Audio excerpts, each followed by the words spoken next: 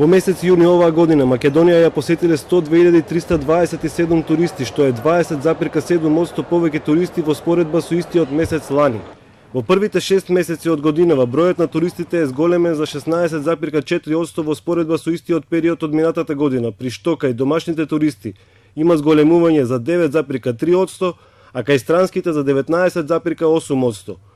Министерот за економија Крешимир Бектеши појаснува дека намалувањето на летовите на нискобуџетската компанија Wizz Air нема да влијае на растот на бројот на туристите кои ја посетуваат Македонија.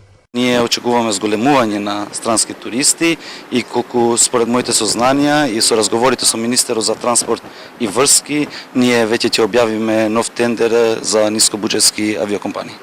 Од опозицијската ВМРО-ДПМН на пресконференција обвинуваа дека владата со укинувањето на летовите на Wizz Air директно удира по џебот на граѓаните.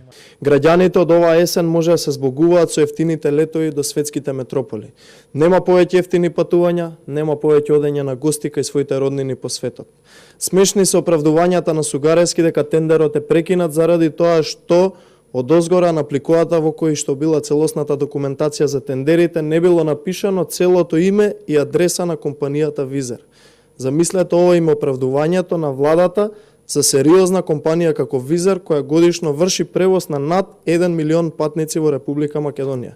Од компанијата Wizz Air преку соопштенија соопштија дека летовите од Скопје до Барселона и Ваксио и од Охрид до Лондон ќе функционираат само во летните периоди. Компанијата Wizz Air се најде под истрага на Европската комисија на почетокот на 2016 година во врска со субвенциите што македонската влада ги дава на унгарската компанија.